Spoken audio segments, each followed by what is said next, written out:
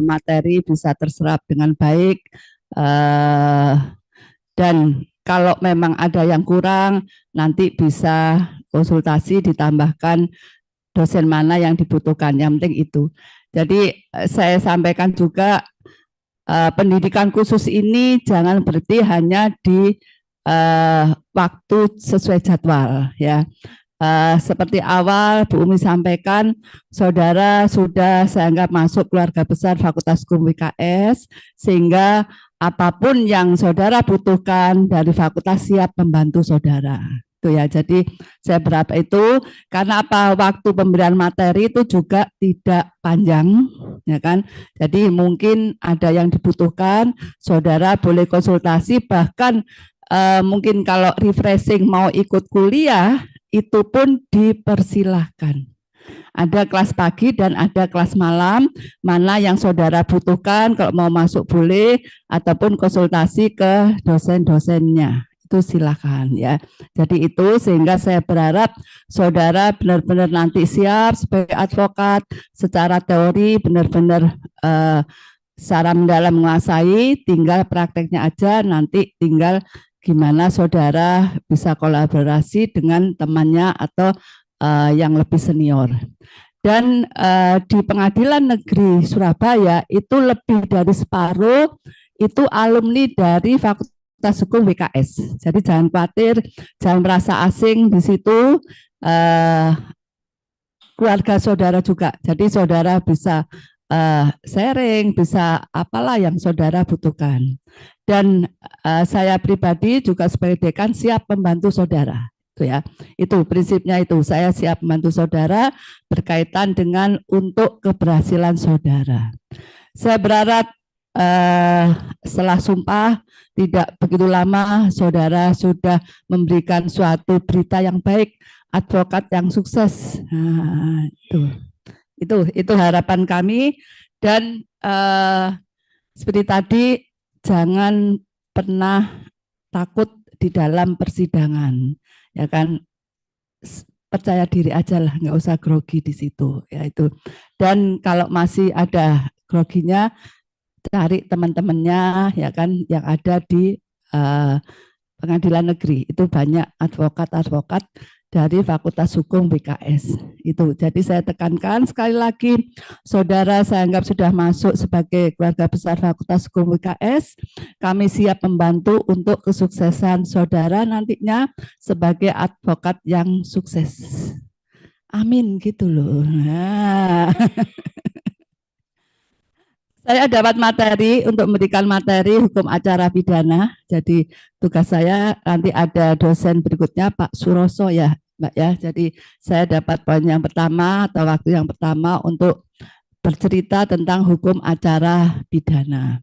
Hukum acara pidana di Indonesia itu saat ini dasarnya undang-undang di Undang-Undang 8 tahun 1981, Kitab Undang-Undang Hukum Acara Pidana. Nah itu ada PP-nya 2783, kemudian diperbarui dengan PP-nya yaitu di 56 tahun 2010, itu PP-nya untuk peraturan pelaksanaan dari Undang-Undang 881 tersebut.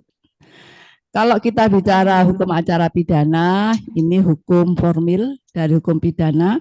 Kalau materialnya kan hukum pidananya, KUHP kita. Undang-Undang 1 1946. Formilnya atau hukum acaranya itu di Undang-Undang 8 1981 ya. Hukum pidana material itu tidak bisa bergerak kalau tidak ada hukum formilnya. Jadi ada pencuri, bagaimana memproses pencuri tersebut, mulai melaporkan, menangkap, ya kan, menggeledah, nahan dan seterusnya, itu yang diatur di hukum acara pidana. Jadi itu aturan-aturan yang diatur di dalam hukum acara pidana. Sedangkan sanksinya tidak ada di KUHP, yang ada di KUHP. Ya, itu. Jadi itu yang harus saudara pahami, bahwa hukum acara pidana itu hukum formilnya. Untuk bisa memahami hukum formil, hukum materialnya yang harus saudara pahami secara penuh. Jadi apa yang dimaksud beberapa perbuatan pidana, semua yang diatur di Undang-Undang 1/1946 itu. Saudara tahu ada 3 buku di KUHP, ketentuan umum, kejahatan, dan pelanggaran. Walaupun nggak apal isinya, tapi saudara harus paham apa sih maksud dari pasal-pasal itu. Kenapa saya tekankan ini? Karena kalau saudara mungkin dulu masih ingat waktu ke lapas, itu napi itu semua apal pasal-pasal. Dia nggak akan ngomong, ya Mbak saya mencuri, saya menggelapkan, enggak. Mesti kena pasal apa Mas? 362, 372, 378, kan gitu. Nah, saudara jangan sampai kalah sama itu. Dia apal sekali, itu loh ya. Nah, itu harapan Bu Umi, refreshing, diingat, KUHP dibuka lagi, jangan sampai nanti ada orang ngomong sebentar masih buka KUHP, kelihatan nggak canggihnya di situ, itu ya. Dan itu. Dan selain itu, saudara kalau menangani perkara pidana itu harus saat itu juga saudara bergerak. Nggak bisa sebentar Mbak, sebentar Mas, besok aja ya. Saya tak buka buku dulu. Besok aja ya, saya masih ada kerjaan, nggak bisa. Ya, saat itu juga saudara harus langsung bergerak. Karena dimungkinkan klien saudara itu sudah ada di kepolisian. Ini kan sudah proses, saudara perlu pendampingan. Ya, nah di situ saudara harus siap kapanpun juga ditelepon klien saudara, nggak bisa menunda. Kalau kita bicara masalah pidana, karena ini masalah nasib seorang. Kenapa? Karena kalau udah ngomong penahanan itu orang mesti grogi sudah. Ditahan, kalau bisa jangan ditahan, kalau bisa tahanan luar aja, mesti kan gitu. Nah ini kan harus pinter-pinternya saudara memanfaatkan kondisi yang ada sehingga nggak bisa nunda besok pagi aja. Nah itu ya, itu sehingga saudara kapanpun ditelepon klien saudara nantinya sudah berkaitan dengan masalah pidana itu saudara harus siap. Itu ya, itu. Demikian Bu Umi juga. Bu Umi kebetulan juga bukan pengacara, tapi saya sering sebagai ahli. Kapanpun diminta ya siap, gitu loh. Ya itu. Dan nggak ada kita belajar hukum nggak ada kata nggak bisa. Semua harus bisa, ya kan? Itu. Saudara besok kalau ada klien masalah apapun, saudara harus bilang siap. Kalau belum paham, besok konsultasi ke dosennya, ke temannya atau apa. Tapi saudara sebagai memberikan jasa harus bisa meyakinkan bahwa saudara layak sebagai pendampingnya, sebagai penasihat hukumnya. Itu yang harus saudara pegang. Jadi kesan pertama itu harus baik-baik saja, itu ya. Jadi jangan kelihatan ragu. Pokoknya benar salah yang penting berani ngomong dulu. Intinya itu ya. Kita dasar hukum itu jangan nunggu sebentar. Oh ini bukan bidang saya, nggak ada kata gitu. Karena masyarakat itu nggak tahu. Oh ini perdata, ini pidana, ini asumsi nggak ngerti. Yang penting dia punya masalah, gitu ya. Dan saudara nggak bisa jawab seperti itu. Oh saya pidana nggak bisa pidana, enggak, ya kan? Nanti baru konsultasi atau dilempar ke mana, tapi diterima dulu. Ya itu yang harus saudara lakukan. Pesan Bu Umi itu, apalagi kalau sudah masalah pidana, tidak ada kata ditunda. Saat itu juga saudara mengatakan, ya, karena apa? Saudara akan memberikan kedamaian pada klien saudaranya. Ya baik yang bersangkutan ataupun keluarganya, gimana bisa menenangkan mereka. Itu tugas saudara, jangan malah ditakut-takuti gitu ya. Wah ini enggak bisa, ini mesti ditahan, ini mesti kena 15 tahun. Waduh, alah, lari klien saudara, itu ya. Jadi itu prinsipnya saudara di dalam menangani perkara pidana itu yang harus saudara tekankan ya. Pertama sebagai advokat nggak boleh nolak ya kan, karena bukan bidangnya dan seterusnya, diterima dulu ya. Dan saudara dalam menerima harus bisa meyakinkan bahwa saudara layak sebagai penasihat hukumnya, sebagai advokatnya. Itu tunjukkan di situ saudara layak, sehingga ada kepercayaan. Kalau sudah kepercayaan, enak nangani perkara tersebut. Itu ya, itu. Dan saya tekan lagi, tidak mungkin satu orang tuh menguasai segala bidang.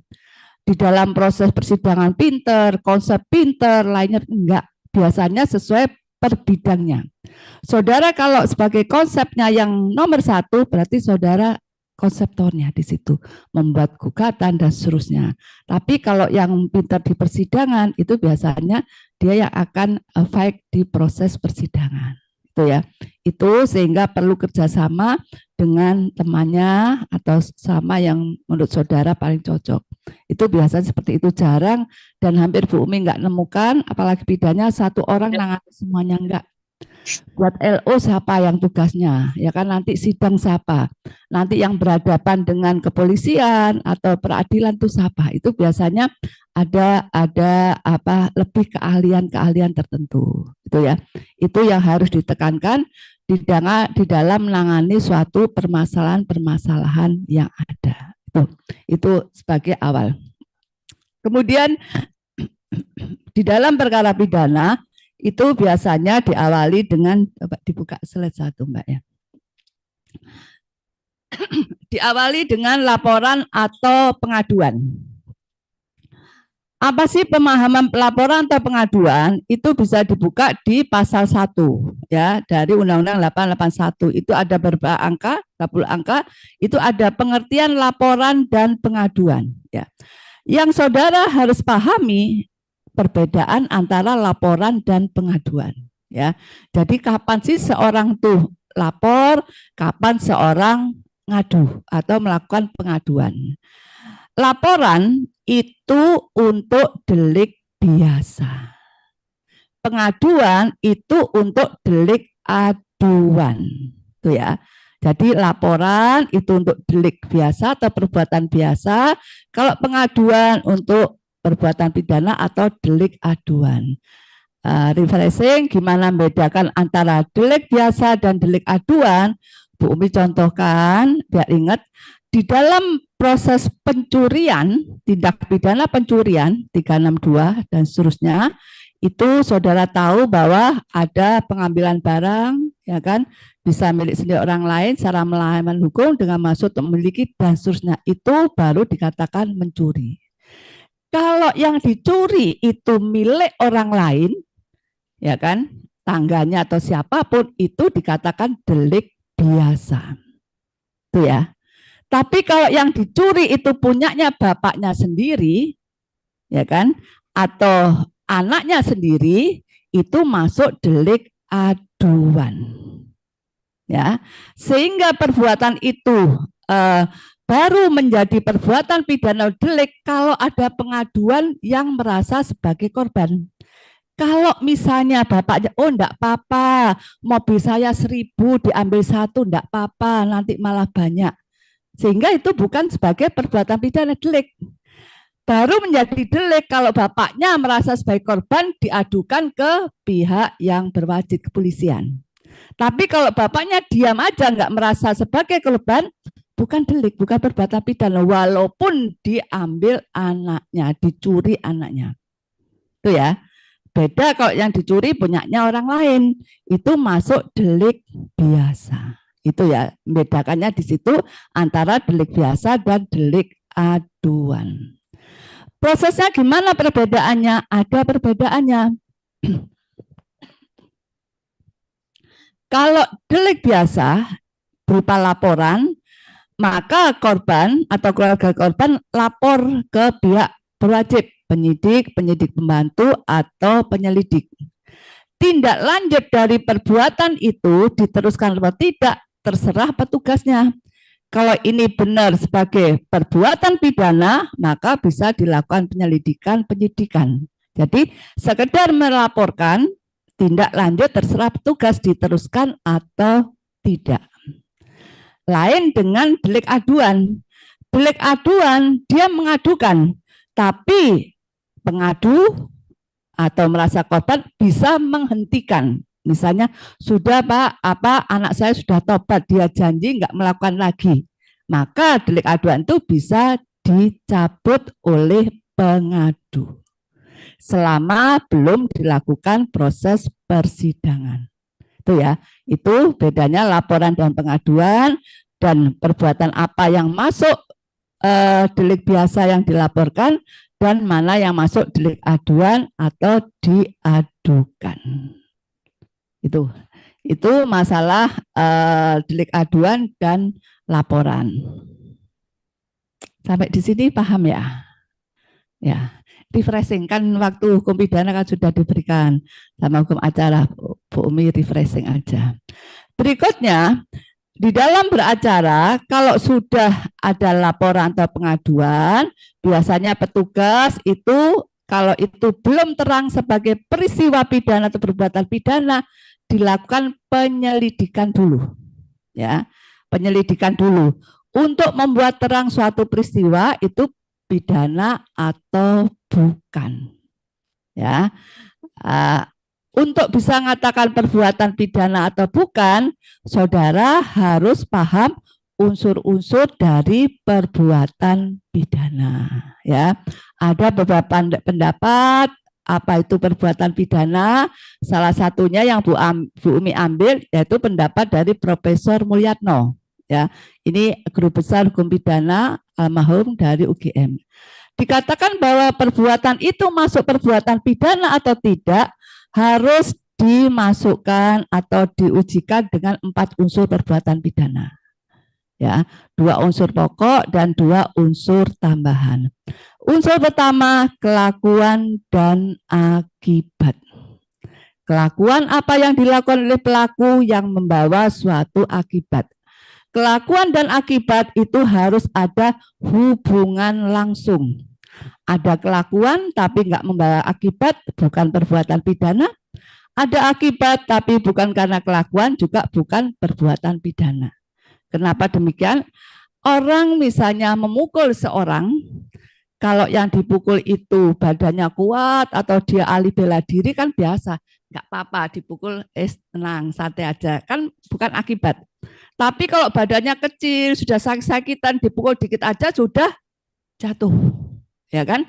Bisa ada luka. Nah ini kan, sehingga di sini kelakuan dan akibat itu harus hubungan langsung. Tidak mesti kelakuan itu membawa akibat. Dilihat dulu. Jadi memang akibat itu muncul dari kelakuan seorang. Nih, nah ini sebagai unsur pokok dari perbuatan pidana. Ya. Kelakuan ini menurut Profesor Mulyatno ada 2 macam, dibedakan 2 macam kelakuan. Ya. Dikatakan kelakuan positif aktif atau kelakuan negatif pasif. Dikatakan kelakuan positif atau aktif itu harus ada gerakan tertentu. Memukul, menendang yang membawa suatu akibat. Itu kelakuan positif. Gerakan yang membawa suatu akibat. Menurut Profesor Mulyatno, di dalam perbuatan pidana juga ada kelakuan yang negatif. Tanpa bergerak. Yang seharusnya dia bergerak. Tapi diamnya dia atau tidurnya dia membawa suatu akibat. Itu juga masuk kelakuan. Ya, kalau yang positif gerakan mukul, nendang, nampar kayak itu. Kalau negatif misalnya penjaga palang pintu kereta api itu kalau ada perintah dari stasiun kereta mau lewat, ada kira-kira berapa menit kereta mau lewat. Tugasnya tentunya dia harus berdiri menutup palang pintu kereta api. Tapi kalau dia malah masuk posnya, tidur, ambil sarung, nah tidurnya dia, yang mana seharusnya dia bergerak menutup palang pintu sehingga bisa berakibat terjadi tabrakan, ini yang dimaksud kelakuan negatif yang membawa suatu akibat. Yang seharusnya bergerak tapi dia diem, nah ini yang dikatakan kelakuan negatif yang membawa suatu akibat. Ya, kayak petugas jaga di kolam renang, itu kalau ada anak atau orang mau tenggelam kan dia harus nolong. Tapi kalau dia diam aja malah main HP-nya dia, ini yang masuk kelakuan negatif. Karena dia mempunyai tugas harus bergerak. Itu ya, itu yang dimaksud kelakuan negatif membawa suatu akibat. Sedangkan apa yang dimaksud akibat, kriterianya apa? Kriterianya saudara bisa lihat di KUHP pasal 90 ya. Itu ada kriteria luka berat. Ya. Di luar itu berarti luka ringan. Itu ya. Kalau tidak berfungsi semua organ tubuhnya baru dikatakan mati. Nah, ini ya. Ini saudara harus tahu bahwa kelakuan itu ada akibatnya. Nah, akibat itu masuk yang mana? Karena beda sanksinya atau ancaman pidananya kalau seorang itu sebagai korban luka berat, luka ringan, bahkan mati. Itu. Ini yang dimaksud unsur pokok perbuatan pidana untuk nanti bisa proses berikutnya. Yang kedua itu unsur melawan hukum. Berarti ada hukum yang dilawan atau hukum yang dilanggar.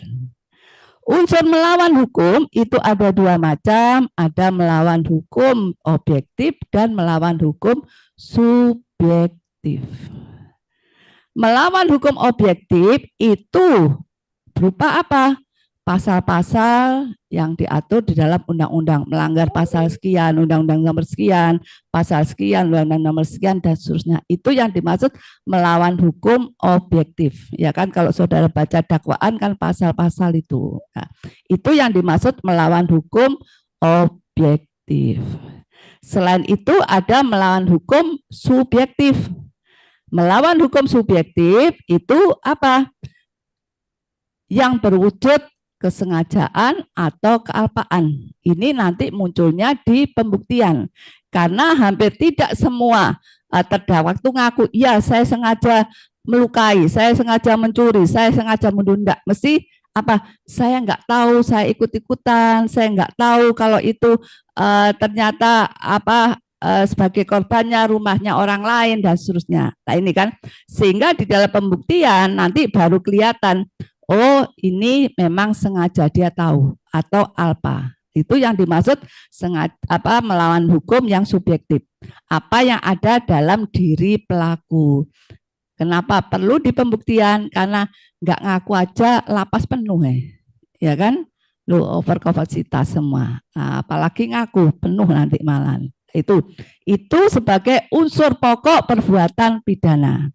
Ada kelakuan dan akibat dan unsur melawan hukum baik objektif dan subjektif.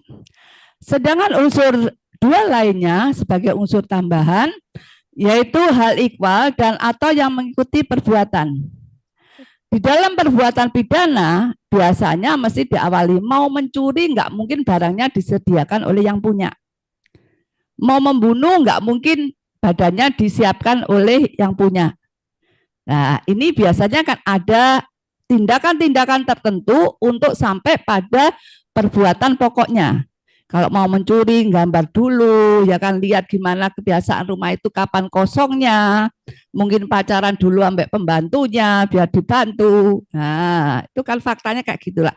Apa yang dilakukan sebelum perbuatan pokok terjadi itu yang disebut hal ikhwal. Nah, perbuatan pidana kalau ada hak ikhwal, maka perbuatan itu disebut ada rencana, perencanaan. Ya kan? Jadi ada kesempatan pikir, ada kesempatan bertindak sebelum perbuatan pokok dilakukan. Setelah perbuatan terjadi, biasanya juga ada yang mengikuti, menghilangkan barang bukti, menghapus sidik jari, ya kan, membuang korbannya. Nah, itu yang mengikuti apa yang dilakukan pelaku setelah perbuatan pokok dilakukan. Ya, itu ya. Nah, ini biasanya kalau ada hal ini disebut apa? Ada pemberatan. Ya, jadi perbuatan pidana pembunuhan dengan pemberatan, pembunuhan dengan perencanaan, ini dilihat itu. Ada enggak hal ikhwalnya? Ada enggak hal yang mengikuti? Sehingga bisa dikatakan ada perencanaan atau pemberatan. Apakah di dalam sebuah perbuatan pidana mesti ada ini? Enggak. Makanya ini disebut syarat tambahan. Yang penting syarat nomor 1, kedua harus ada, bisa dikatakan sebagai perbuatan pidana. Yang ketiga ini memberatkan. Sedangkan yang keempat itu baru unsur tambahan yang memberatkan pidana, ini pada dilihat kondisi korbannya. korbannya luka ringan, luka berat, atau mati. Nah, ini hanya nambahi atau beda sanksinya atau ancaman pidana. 4 unsur inilah yang dikatakan Profesor Moyatno untuk mengatakan perbuatan pidana atau tidak. Untuk membuat penyelidikan, untuk membuat terang perbuatan itu pidana atau tidak. Saudara bisa melihat di sini. Kalau sudah jelas ini sebagai perbuatan pidana, berarti kan proses penyelidikan, ya, membuat terang peristiwa. Nah, proses penyelidikan ini untuk bisa ke penyidikan, ini biasanya waktunya 1 hari atau 24 jam. Nah, sehingga kalau memang ini arahnya perbuatan pidana, masuk ke proses penyidikan. Ya, proses penyidikan untuk mencari tersangka dan barang buktinya. Kalau bukan perbuatan pidana atau bukan peristiwa pidana, maka harus dihentikan. Tersangkanya harus dilepaskan. Kalau ada apa yang disita waktu itu, barang-barang harus dikembalikan. Nah, ini untuk proses berikutnya yaitu proses penyidikan untuk mencari barang bukti dan tersangka. Proses penyidikan itu harus polisi. Ya. Kalau penyidikan selain polisi ada PNS tertentu dengan wewenang khusus. Pegawai negeri sipil tertentu tuh yang punya keahlian itu dibutuhkan proses penyidikan karena nggak mungkin polisi itu memahami pada semua bidang, mau nyidik masalah perbankan, masalah laut, masalah ikan, minyak. Nah, ini harus yang ahli. Nah, ini sehingga dibantu pegawai negeri sipil, sehingga PNS tertentu, PNS yang mempunyai keahlian dengan wewenang khusus, surat tugas nomor sekian. Jadi nggak selamanya sebagai penyidik, tapi sesuai dengan tugasnya, ya. Jadi kalau penyidik selain penyidik Polri ada PNS tertentu dengan wewenang khusus. Ini yang bantu proses penyidikan. Selain penyidik PNS yang bantu proses penyidikan ada penyidik pembantu. Yaitu nanti diatur di KUHP. Ini sama penyidik cuman beda kepangkatannya aja. Tetap tujuannya untuk membantu penyidik Polri untuk menemukan tersangka dan barang buktinya. Gitu. Sampai di sini mungkin ada yang didiskusikan. Yang online banyak enggak, Mbak? Ya. Silakan yang mau tanya sebelum Bu Mi lanjutkan ke materi nih. Mulai penyidikan, mulai surat panggilan. Ada yang mau didiskusikan? Atau sudah paham semua? Yang penting jangan sampai nggak ngerti semua loh ya. Saya berharap ngerti walaupun belum lengkap. Yuk, ada yang mau tanya yang online atau yang di sini?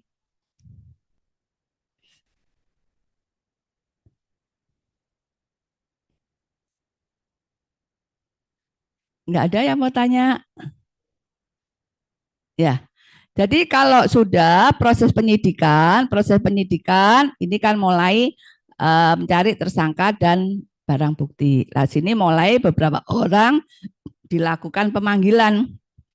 Kalau ini arahnya, oh iya dimungkinkan ini calon tersangkanya atau saksi, maka perlu dilakukan pemanggilan kepada orang-orang tersebut. Disebutkan di situ surat panggilan, harus dilayangkan surat panggilan. Apa yang Anda rasakan pertama kali ketika menerima surat panggilan dari penyidik Polri? Ada banyak variasi jawaban dan seterusnya. Jadi pertama tentunya penyidik harus menyampaikan surat panggilan kepada siapa yang dibutuhkan. Nah, surat panggilan di sini harus jelas surat panggilan yang sah. Surat panggilan yang sah harus ditandatangani oleh petugas atau pejabat yang berwenang untuk sah. Kapan harus hadir? Minimal 3 hari, ya kan? Sebelum dia harus menghadap. Itu ya. Jadi kenapa? Karena memang kan Indonesia bisa berbagai pulau dan seterusnya, jaraknya dan seterusnya atau alasan lainnya, sehingga ada tenggang waktu itu 3 hari.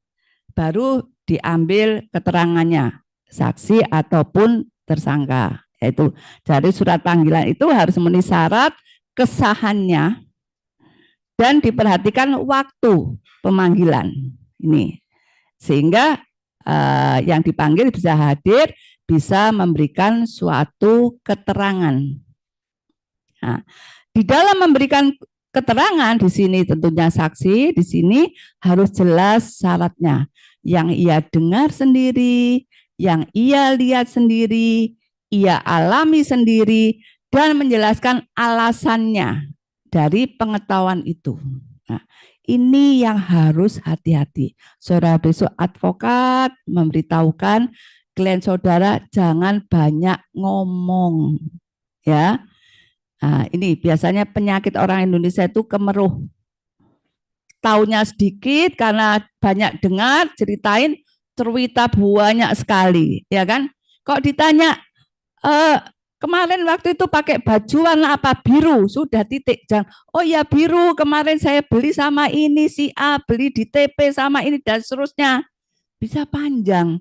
Ya kalau temennya itu baik-baik aja, kok ternyata dia juga tersangka. Ini loh ya. Nih, jadi harus jelas yang memang dia tanya, ditanyakan, dijawab.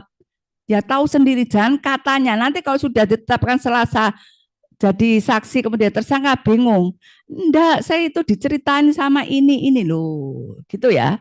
Jadi itu yang paling tekankan, enggak usah banyak ngomong istilahnya. Yang tahu aja. Dan harus jelas keberadaannya. Ya. Kenapa ini perlu? Silakan Pak, monggo. Jadi keberadaannya itu harus jelas karena untuk bisa melihat, mendengar itu kan ada batasnya. Telinga seorang itu jelas itu kan ada berapa meter kan ada atau melihat, ya kan? Nah, ini itu jelas. Kalau memang jaraknya sekian, mesti sudah mulai enggak jelas. Kok dia bisa nerangkan secara lengkap, berarti jaraknya paling enggak 5 meter kayak gitu. Nah, sekarang di situ, di tempat itu mesti ditanyakan, loh kamu berarti jaraknya sekitar sekian meter. Kenapa saudara kok bisa ada di tempat itu? Ada hubungan keluargakah dengan korban, ya kan? Atau ada urusan apa?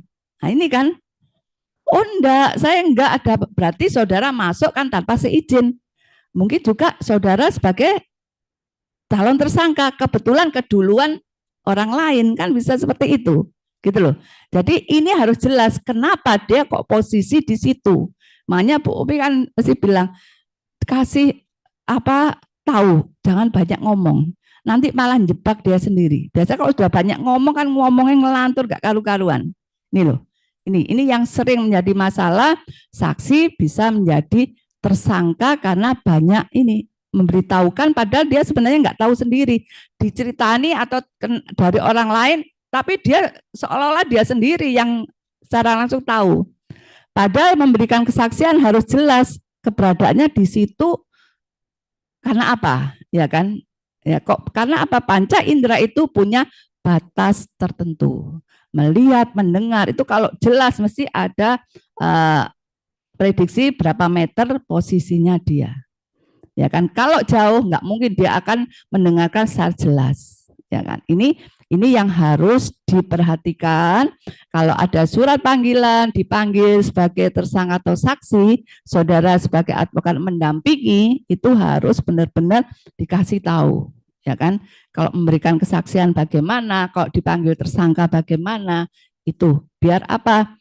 Biar dia mempertanggungjawabkan apa yang dilakukan, bukan apa yang dia dengar atau info dari temannya. Itu yang harus diperhatikan. Ada lagi yang ditanyakan? Apa ada yang belum jelas? Apa sudah pernah dipanggil sebagai saksi mungkin? Belum pernah. Belum pernah itu apa paling enggak mau jadi advokat jalan-jalan ke polsek atau polres gitu. Itu harus ya, apalagi mbak-mbaknya. Karena kalau enggak gitu nanti masuk itu sudah adem panas nih, grogi. Gitu loh ya. Belum jak ngomong itu sudah itu, gitu loh ya. Jadi enggak apa-apa sekali-sekali apa dampingi orang lapor atau apa gitu loh. Ngobrol di situ kan kebetulan tuh deket di sini. Polsek kayak gitu ya. Itu perlu dilatih gitu ya. Jadi paling tidak saudara nanti bisa memberikan suatu pendampingan sesuai yang dibutuhkan. Nanti saudara mau mendampingi, saudara sendiri ditanya ya bingung, saya nggak tahu, saya nggak pernah, saya gitu loh, itu loh. Itu jangan sampai seperti itu ya, paling tidak itulah. Itu misalnya ada nanti teman atau apa, ngikut aja enggak apa-apa, gitu ya. Demikian juga walaupun sebagai saksi ahli, nggak semua itu berani jadi saksi ahli, gitu loh ya. Ya, pokoknya kalau Bu Umi itu bonek aja, nggak apa-apa, wis gitu aja, itu bisa, nggak ada yang nggak bisa, gitu loh ya. Jadi itu dosen pun juga nggak semua, gitu loh, mau jadi saksi ahli, karena kita juga istilahnya di pengadilan itu kan kita juga ditanyai hakim ya, jangan sampai kita salah ngomong ya kan, nanti merugikan. Selain itu pengalaman Bu Umi waktu sidang di Banjarmasin itu saksi ahli dimarahi hakim karena ngomongnya bulat gitu loh ya. Jadi ya itu loh kakek ngomong. Kalau ditanyakan apa ya sudah dijawab, nggak usah dikasih keterangan lainnya. Akhirnya bilang saya nggak tanya itu, saya sudah tahu, nggak perlu ahli ngomong itu loh. Kan malah apa sih kesannya nggak baik ya. Jadi saudara juga gitu. Saya berharap latihan lah paling nggak pendampingan ke Polsek, ke Polres atau apa, minimal apa nggak grogi nantinya kalau saudara sudah benar-benar turun dampingi klien gitu ya. Itu semuanya bonek kayak Bu Umi itu bonek kayak itu mana berangkat saksi ahli kemana wis iya nggak ada kata enggak. Dan nomor satu, tampilan itu tolong diperhatikan. Saudara jangan terbiasa tampil biasa-biasa aja. Saudara perlu sekali-sekali tampil yang luar biasa. Kenapa saya tekan itu? Kalau Bu Umi jadi saksi ahli di pernah Jakarta Selatan, di Jakarta, itu tampilannya kayak artis semua. Loh, iya, tapi itu kan kesan hakim pun juga nilainya kan beda. Jadi tampilannya, mulai bajunya, mulai sepatu, mulai tas itu kelihatan, ya kan? Itu ada pengaruhnya. Terus dia di luar, asistennya, dia mesti berbahasa Inggris di situ. Itu saya kira itu juga nilai sendiri, ya kan? Karena apa? Nanti kan sudah di situ ketemu sama-sama advokatnya, ya kan? Kalau saudara nggak benar-benar nggak siap, sudah grogi lihat itu. Gitu loh, itu belum lagi di waktu di pengadilan. Makanya kan Bumi kesan pertama itu sangat-sangat menentukan. Kelihatannya apa sepele tapi menurut Bumi itu penting. Kamu saudara punya wajah cantik cakep itu plus saudara, ya kan? Saudara punya kemampuan untuk diskusi, argumentasi bagus itu plus saudara. Nah ini yang harus terus diasah untuk bisa di persidangan, gitu loh ya. Itu kenapa saya katakan demikian. Kalau saudara ngamati para pengacara di Jakarta, asistennya kan ambil yang cantik-cantik apa. Itu juga tujuannya seperti itu. Konseptornya di belakang, tapi enggak di situ pendampingan waktu proses persidangan. Itu loh. Karena apa? Saya berharap kalau persidangan pidana itu biasanya siang. Setelah makan siang, sekitar jam 1. Secara psikis manusia atau orang itu kalau sudah siang tuh ya ngantuk, ya capek, terus emosi itu sudah tinggi, apalagi dakwaan tuh ratusan lembar, ya kan? Nah ini kalau saudara tampilnya enggak mengesankan hakim, paling Allah podoai nggak akan dipakai. Kan seringkali saksi saya banyak nggak ada yang dipakai di dalam pertimbangan hakim putusan karena ini dianggap biasa-biasa aja. Gitu loh ya. Dan hakim nggak bisa dipaksa untuk ngikuti saudara nantinya. Saksi saya harus dipakai, enggak ada. Karena dia mutus sesuai keyakinannya. Kok dia yakin dipakai, kalau enggak walaupun 1000 kamu datang kan nggak akan dipakai. Kalau saudara nggak terima, nggak usah lempar kursi. Silakan upaya hukum. Selesai, hakim kan gitu. Gitu loh. Hingga saudara yang harus gimana sih? Istilahnya hakim tuh manusia senang lihat sing wangi-wangi senang, sing cantik, sing cakep, sing tampilan enak dilihat itu kan juga perlu gitu loh ya. Itu mesti Bu Umi nekankan. Karena apa?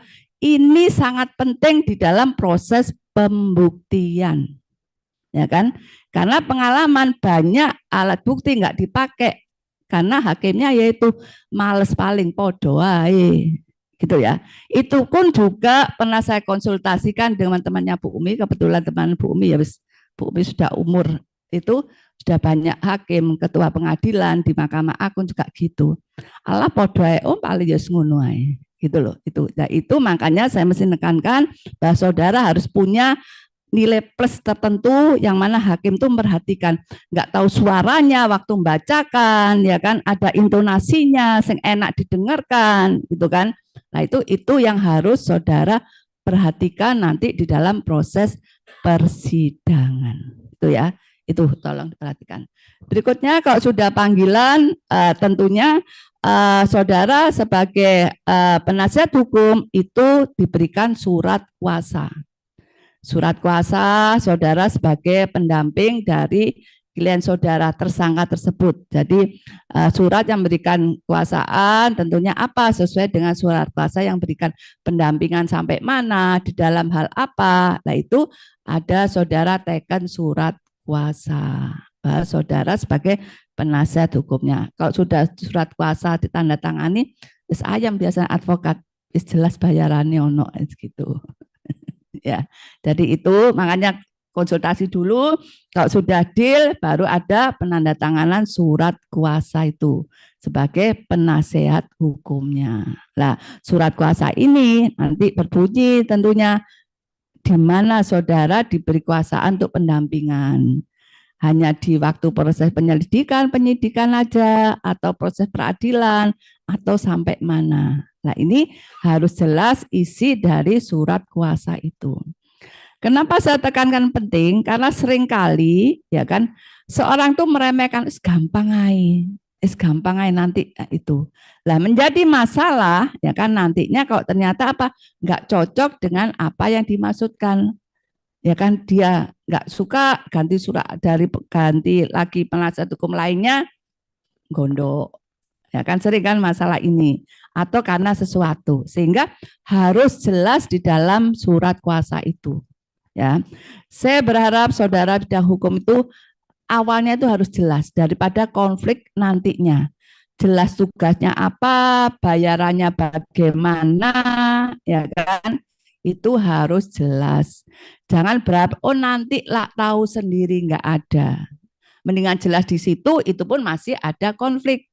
Kadang nggak situ dibayari, ya kan? Nah ini kan harus jelas di situ, harus jelas di situ. Awalnya itu harus jelas. Diberi surat kuasa sampai mana, ya kan nanti pembayarannya bagaimana, ada enggak success fee dan seterusnya. Jangan berharap yang tidak tertulis. Jangan berharap yang tertulis nanti ngerti dewe enggak ada. Yang tertulis saja banyak yang diingkari, apalagi yang tidak tertulis. Itu yang harus diperhatikan di dalam surat kuasa. Dan nanti ini biasanya ujian surat kuasa ini biasanya keluar surat kuasa buat dakwaan tuh mesti keluar. Karena apa? Ini penting. Seorang advokat harus benar-benar memperhatikan di dalam pembuatan surat kuasa. Itu pemahaman surat kuasa. Berikutnya Mbak. Fungsinya tadi perlunya surat kuasa tadi sesuai isinya. Jadi untuk masing-masing bisa mentaati hak dan kewajibannya sesuai yang tertera di dalam surat kuasa tersebut. Berikutnya ini dipelajari sendiri apa sih yang harus ada di dalam surat kuasa tersebut, data pribadi, pihak pemberi kuasa, penerima dan seterusnya. Kemudian bentuk kewenangan seperti tadi hak dan kewajibannya apa di situ harus jelas diisi kan di dalam surat kuasa itu harus sudah pemberi kuasa itu sudah dewasa dan sehat baik jasmani atau rohaninya sehingga nanti bisa mempertahankan hak dan kewajibannya. Ini unsur-unsur yang harus diperhatikan untuk pembuatan surat kuasa. Jadi kedewasaan itu perlu karena apa? Nanti sudah memberikan surat kuasa ternyata dia belum punya kewenangan untuk memberikan kuasaan itu. Nanti orang tuanya yang atau walinya yang nggak terima di situ. Itu harus jelas di dalam pembuatan surat kuasa tersebut. Berikutnya itu ciri surat kuasa dibuat dengan menggunakan bahasa Indonesia yang baku dan mudah dipahami. Ini kan seperti tadi karena biar jelas hak dan kewajibannya itu harus dengan bahasa yang jelas, berisi pengalihan kekuasaan kewenangan dari sendiri kepada orang lain. Kemudian bahasa dan kata yang digunakan dalam kuasa itu dibuat singkat, padat, dan jelas. Jadi apa sih maksudnya di situ? Ya seperti tadi, yang penting hak dan kewajiban itu jelas, ya kan? Haknya dari kalau sudah diberkuasa, haknya penerima kuasa apa? Ya kan? Setelah dia menjalankan tugas-tugasnya itu harus jelas di situ dan bahasanya harus jelas juga, bahasa Indonesia yang jelas. Seperti tadi apa yang saudara inginkan itu harus semua tertuang di situ. Ya. Jangan berharap nanti klien saudara ngerti sendiri. Itu yang ditekankan ya. Semua itu harus tertuang di situ. Jelas 1, 2, 3 dan seterusnya. Ya kan? Saudara diberi kuasa apa dan seterusnya, ya kan? Kemudian haknya apa itu harus jelas. Batas waktunya kapan penyelesaian itu juga harus jelas waktunya kapan, ya kan? Selamanya atau sudah selesai sampai proses penyelidikan, penyidikan dan seterusnya. Itu harus jelas di dalam surat kuasa tersebut. Itu yang harus diperhatikan.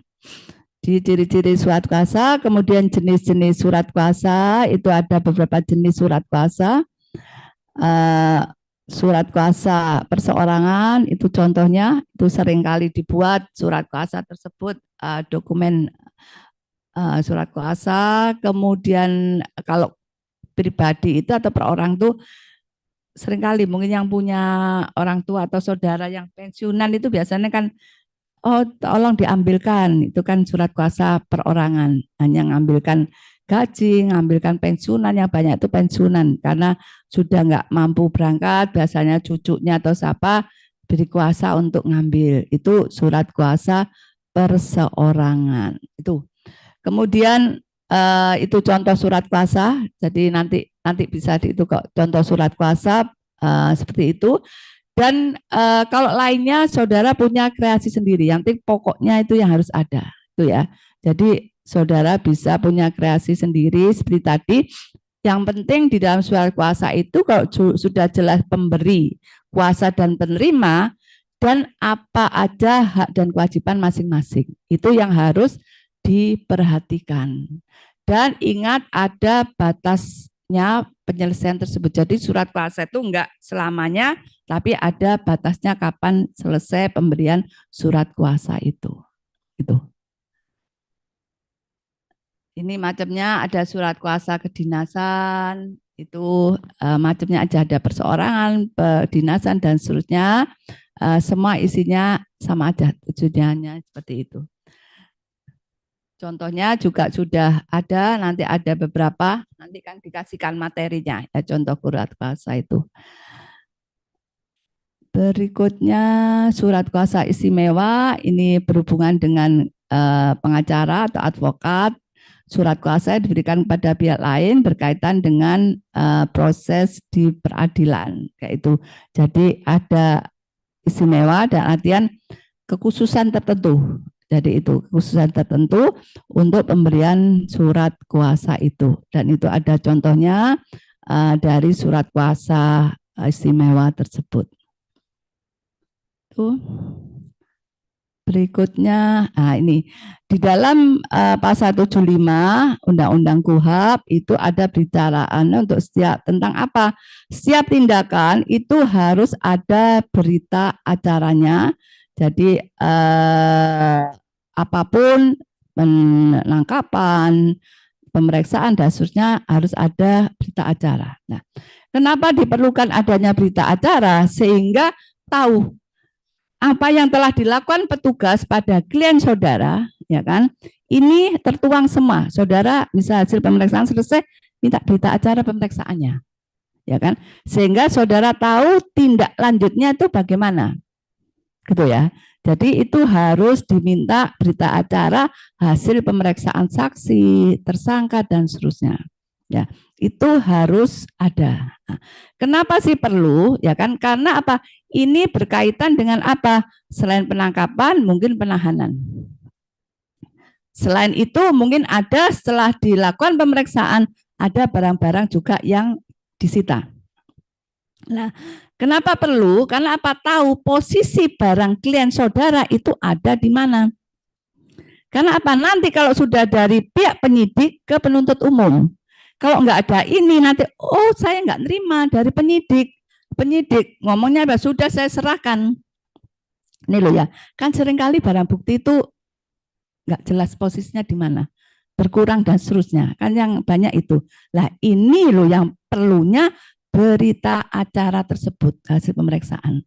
Saudara sebagai advokat harus tahu ini, minta ini berita acara hasil pemeriksaan klien saudara.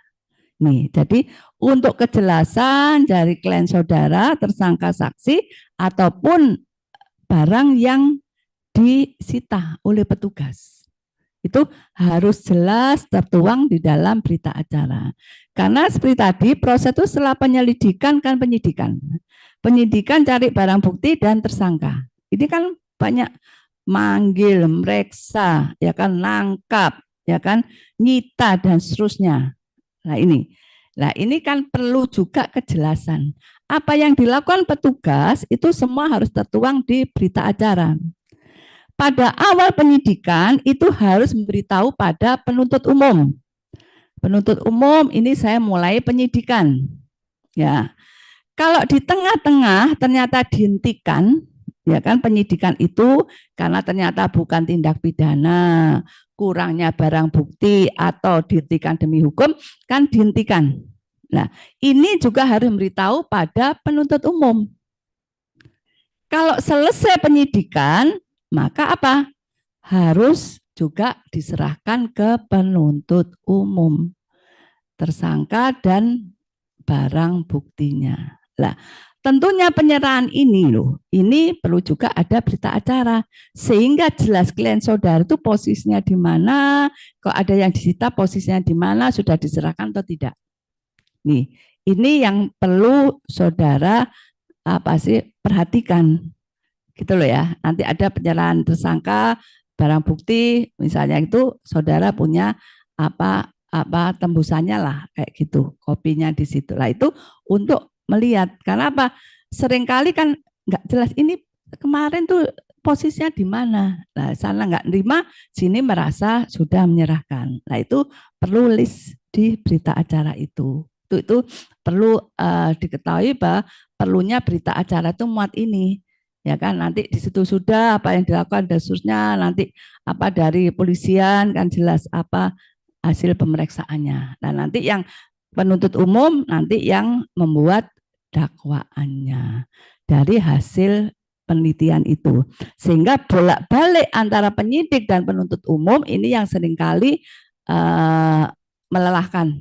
P16, 17, 18, 19 sampai kalau sempurna P21 itu baru dikatakan sempurna bisa dilakukan penuntutan. Itu di dalam yang penting saudara besok memperhatikan berita acara hasil pemeriksaan dari penyidik tersebut ya, sebelum diserahkan pada penuntut umum. Itu ya. Jadi mengawali itu Sekuhab harus memberitahu penuntut umum. Kalau di tengah jalan ternyata penyidik tidak bisa melengkapi berkas yang diminta penuntut umum, maka harus dihentikan. Alasan menghentikan ada 3. 1, bukan tindak pidana. Saudara tahu tadi ada unsur-unsur tindak pidana dimasukkan. Kedua, kaitannya barang bukti. Barang bukti di 184 KUHP. Ya, itu 183 minimal 2 alat bukti yang sah. Itu untuk bisa dilanjutkan perkara itu. Itu dilihat di situ kalau ada maka perkara itu boleh diteruskan, kalau enggak harus dihentikan. Yang 3, dihentikan demi hukum. Dihentikan demi hukum itu pertimbangannya apa? Utilitas atau kemanfaatannya. Perkara itu kalau diteruskan sama dihentikan lebih banyak manfaatnya kalau dihentikan. Ini biasanya kaitannya dengan masalah pemberontakan, masalah yang mana sih? Kalau ini diteruskan, maka para pemberontak itu enggak malah nyerahkan terus. merugikan negara misalnya kayak gitu. Sehingga lebih baik dihentikan, dihimbau untuk misalnya saudara kelompok ini kalau mau menyerahkan diri sampai tanggal ini, perkara saudara tidak akan dilakukan suatu penyidikan sehingga tidak ada pemidanaan. Jadi 3 hal yang bisa menghentikan penyidikan. Bukan perbuatan pidana, kurang barang bukti, dan dihentikan demi hukum. Kalau sempurna, maka diserahkan pada penuntut umum. Kalau dihentikan, maka kalau dia Polri harus memberitahu pada tersangka atau penasihat hukumnya bahwa ini tidak diteruskan. Kalau dia penyidik PNS tertentu tadi harus memberitakan pada penyidik Polri-nya, barang buktinya tidak cukup. Itu proses penyidikan dan penuntutannya. Setelah itu baru proses penuntutan. Nah, itu hasil penyidikan itu kemudian dibuat berita acara, hasil pemeriksaan baik tersangka, saksi, ya kan, atau apa yang dilakukan penyidik itu dimasukkan dalam berita acara pemeriksaan dalam penyidikan. Jadi untuk diserahkan nantinya penuntut umum dan saudara besok sebagai advokatnya juga tahu apa yang telah dilakukan petugas atau penyidik di dalam proses pemeriksaannya. Sampai di sini ada yang ditanyakan? Yuk. Ya. Ya.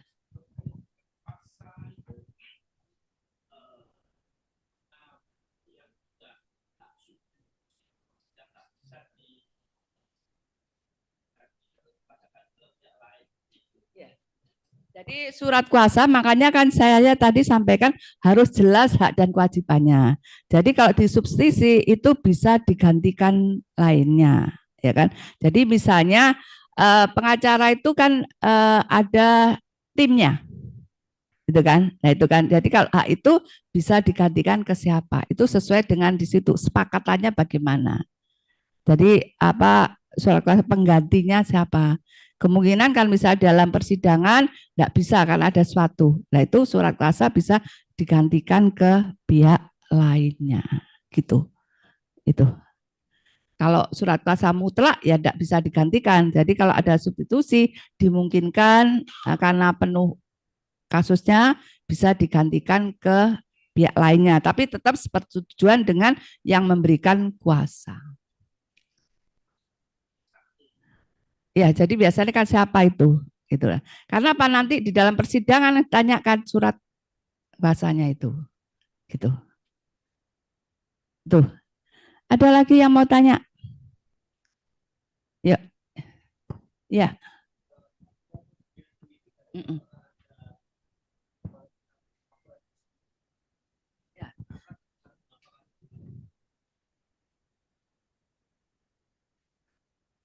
Ya. Ya.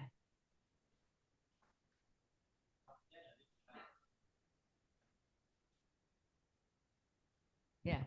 Jadi di dalam KUHP itu diatur 3 hal yang bisa menghentikan penyidikan. Tadi Bu sampaikan bukan perbuatan pidana, tadi kan ada unsur-unsurnya. Kedua, kurangnya barang bukti. Syaratnya 183, 184 KUHP. Ketiga, dihentikan demi hukum. Karena faktor utilitas atau kemanfaatannya. Di dalam penyidikan itu enggak ada batas waktu penyidikan harus selesai kapan. Tuh, enggak ada. Makanya kurangnya KUHP kan di situ. Yang diatur itu apa? Waktu penyelidikan maksimal 1 hari 24 jam. Penahanan ada pengaturan waktunya. Tapi proses penyidikan enggak ada. Yang penting perkara itu belum daluarsa, perkara itu masih bisa dibuka lagi. Nah, ini biasanya kok lama sekali ini kan. Karena apa? Enggak ada yang bisa memaksa penyidik untuk selesai di situ. Gitu loh ya. Yang ada hanya apa? Penghentian penuntutan dan penghentian pidana 78 dan 84 KUHP. Itu ada. Yang penting perkara itu belum daluarsa masih bisa diteruskan. Ya. Di dalam praktek seringkali ini gak jalan-jalan dan seterusnya. Itu kan praktek ada faktor is karena itu. Tapi penyidik dia tetap bisa berdasar dengan KUHP Lantai MCC. Itu. Ya, Yang ya. penting dia akan apapun yang terjadi memberitahukan pada penuntut umum. Gitu. Demikian juga kalau saudara kena pra peradilan ya. Pra peradilan itu kan sebenarnya banyak sekali yang dilakukan pelanggaran tugas, ya kan? Proses penyidikan, mulai penangkapan dan seterusnya nggak sah dan seterusnya. Tapi kenapa sih kasus pra peradilan minim sekali? Ini kan berarti permasalahan di situ. Kenapa bisa terjadi demikian? Dulu Bu Umi pernah melakukan penelitian juga di Polda berkaitan dengan itu. Satu, pertama kaitannya apa? Biasanya yang merasa dirugikan dan ingin memperakan, ya kan, itu biasanya bukan karena pertimbangan uang, karena nama baik dan seterusnya sehingga memperakan. Ya itu kan, sehingga dia hanya nuntut berapa rupiah kayak gitu. Sedangkan yang butuh uang, biasanya yang sering dipukul dan seterusnya itu orang yang butuh duit. Lah, dia nggak memperakan apa? Satu, ketentuan. Bu Umi lupa undang-undangnya. Itu maksimal itu hanya ganti rugi itu hanya sekitar 3 juta. Prosesnya harus pengajuan ke pengadilan negeri, kemudian diuangkan di Menteri Keuangan. Prosesnya lama, sehingga nggak mau. Kedua, tersangka itu khawatir kalau saya memperakan, nanti penyidiknya itu malah marah. Ini loh, itu praktek, itu Bu Umi penelitian. Sehingga ya sudah diterima aja, yang penting nanti agak diringankan daripada saya mengajukan pra peradilan. Ya kayak gitu. Sehingga apa? Yang mengajukan hanya biasanya karena apa? Nama baik dan seterusnya itu. Itu proses seperti itu. Demikian juga yang tadi disampaikan banyak perkara ternyata merasa dihentikan dan seterusnya alasannya, yaitu karena biasanya pertimbangan seperti itu. Karena penyidik itu punya alasan, ini masih boleh kok, saya boleh menghentikan, uang buktinya kurang. Ya penuntut umum juga nerima, ya sudah nggak apa-apa, nggak ada pelanggaran. Dan waktunya juga masih ada, belum daluarsa, boleh. Itu dilihat pasal 78, 84 itu KUHP itu masalah daluarsa penuntutan. Yang penting masih waktu itu. Sehingga Bu Mi masih nyampaikan juga kalau saudara buat lapor atau pengaduan, yang perlu saudara perhatikan satu, tanggal laporan atau pengaduan. Karena ini penghitungan daluarsa. Biasanya kan di bawah kan tanda tangan ada Surabaya tanggal sekian tanda tangan pelapor atau pengadu. Ini sangat diperhatikan karena apa? Kalau saudara mengingatkan petugas, Pak, ini saya lapor ini daluarsa tinggal sekian. Lah kasus saya bagaimana? Jadi jangan hanya kasus saya bagaimana, tapi ingatkan bahwa ada waktu daluarsa. Tuh, kalau ini masih ada sanksinya. Kalau hanya diamkan ya nggak ada alasannya. Tapi kalau hanya kasus saya kok diamkan aja, oh belum waktunya masih apa. Tapi kalau saudara paham, saudara tambahkan masalah daluarsa perkara. Itu. Itu kelihatannya sedikit tapi ini penting sekali untuk mengingatkan. Itu Pak. Ya. Ada lagi yang mau tanya? Yuk sharing. Biar nggak Bumi aja yang ngomong. Ayo, masih ada waktunya. Ada lagi? Ya, boleh. Ya, boleh.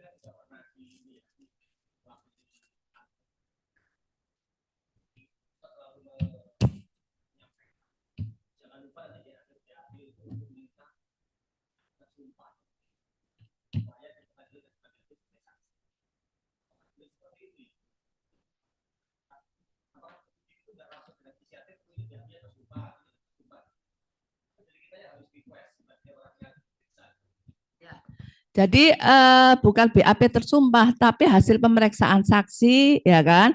Itu kalau nantinya tidak bisa hadir di persidangan, itu harus pemeriksaan itu harus sumpah.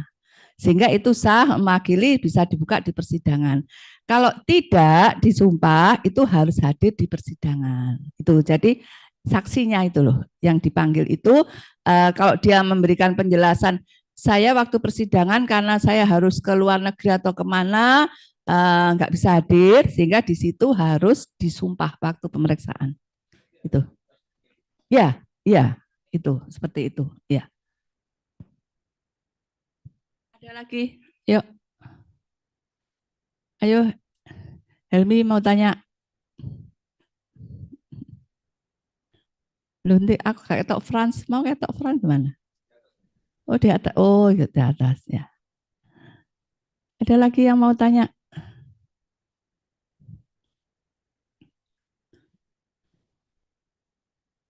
Ini BAP tadi sudah saya jelaskan ya, BAP pemeriksaan saksi sudah. Kemudian apa lagi Mbak? Jadi semua pemeriksaan saksi tersangka itu harus ada berita acaranya ya. Saudara besok minta itu, paling enggak pegang saudara apa yang diperiksa. Biar apa? Nanti apa yang disidik sama yang dituntutkan atau penuntut umum dakwakan itu clear kelihatan di situ.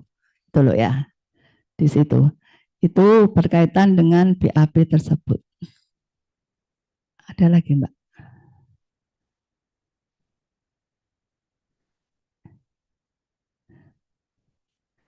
Ini tetap pemeriksaan apa BAP kalau sudah penyidikan kemudian penuntutan.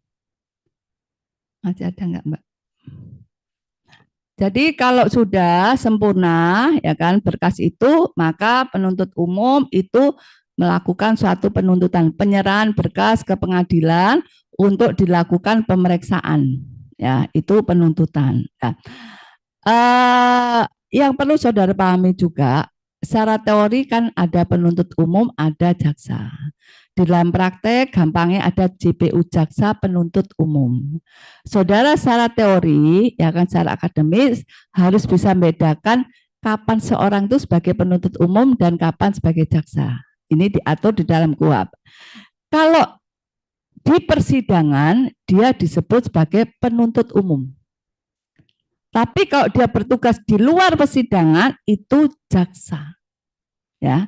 Jadi misalnya pemanggilan siapa saksi dan sudah di persidangan, membawa terpidana ke lapas itu jaksa. Ya. Tapi kalau dia di dalam persidangan itu penuntut umum. Gitu ya. Itu bedanya di situ. Cuman kadang di praktek gampangnya JPU, jaksa yang sedang bertugas sebagai penuntut umum. Tapi saudara secara akademis itu tahu bedanya kapan seorang itu bertugas sebagai jaksa, kapan bertugas sebagai penuntut umum. Jadi kalau di persidangan itu penuntut umum, di luar persidangan itu jaksa. Jadi jaksa bawa terpidana ke lapas dan seterusnya. Nah itu bukan tugas penuntut umum tapi jaksa. Bisa orangnya sama, bisa enggak, ya istilahnya beda bajunya lah. Itu yang penting saudara pahami sesuai pemahaman di KUHP antara penuntut umum dan jaksa. Ya. Berikutnya kalau sudah penuntutan berarti apa sudah dibawa ke pengadilan untuk dilakukan pemeriksaan. Nah, di dalam pemeriksaan pengadilan itu kan ada kalau hakimnya satu itu maka pengadilan itu diperiksa dengan hakim tunggal. Kalau lebih dari dua, biasa tiga itu pemeriksaan perkara dengan hakim majelis. Ya, jadi perkara singkat, cepat, kayak lalu lintas, ya kan, tindak pidana ringan itu biasanya hakim tunggal. Tuh ya. Kalau saudara pernah SIM kayak gitu kan rombongan sudah langsung ini dak dok dok dok dok gitu itu hakim tunggal. Jadi kalau perkaranya itu perkara biasa itu hakimnya majelis minimal 3 orang. Nah, itu. Terus kalau sudah tentunya dilakukan persidangan, pembuktian, ada putusan. Nah, di dalam putusan pengadilan itu ada 3 macam putusan. Ada bebas, ada lepas, dan ada pemidanaan kayak gitu. Itu sesuai dengan hasil pembuktian. Putusan itu dikatakan bebas apabila terdakwa tidak terbukti melakukan perbuatan pidana. Dia bebas. Ya. Putusan itu lepas apabila dia melakukan perbuatan pidana tapi dakwaannya itu tidak cocok. Harusnya dakwaannya itu penggelapan, didakwa penipuan, kan tidak boleh ya. Itu bisa putusan lepas. Sehingga untuk menghindari putusan lepas biasanya dakwaan itu bertingkat ya kan. Misalnya ada primer, ada sekunder kayak gitu. Sehingga kalau primer nggak kena, maka kena yang sekunder untuk menghindari putusan lepas. Ya. Kemudian kalau dia terbukti melakukan perbuatan pidana, maka putusannya pemidanaan. Maka seorang terbukti melakukan perbuatan pidana, maka kena pidana sekian tahun penjara, kurungan, denda, dan seterusnya. Nah, itu pemidanaan. Kalau sudah putusan pemidanaan, maka perintah hakim, jaksa untuk membawa ke lapas seorang terpidana. Statusnya berubah menjadi narapidana. Itu yang harus saudara pahami. Tuh, jadi kalau sudah ada 3 macam putusan, kalau para pihak itu tidak menerima putusan, mereka akan melakukan upaya hukum. Seperti tadi sampaikan, kalau para pihak nggak terima putusan hakim, nggak usah melempar kursi ke hakimnya. Silakan upaya hukum. Karena hakim sesuai Undang-Undang Pokok Kekuasaan Kehakiman, dia itu memutuskan sesuai keyakinannya dan tanggung jawabnya pada demi keadilan berdasarkan Tuhan yang Maha Esa. Tanggung jawabnya pada Tuhan. Makanya kalau di dalam Islam kan gitu, besok yang banyak masuk neraka katanya hakim. Penting duduk avokat. Itu karena tanggung jawabnya di situ. Sehingga silahkan saudara upaya hukum gitu loh ya. Itu pokoknya sepenting advokat gak melbu kelompok, melbu neraka. Masih aman-aman saja. Ada lagi yang mau tanya?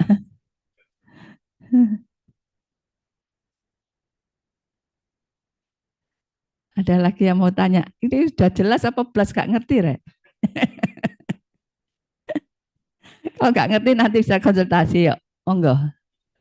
Ya.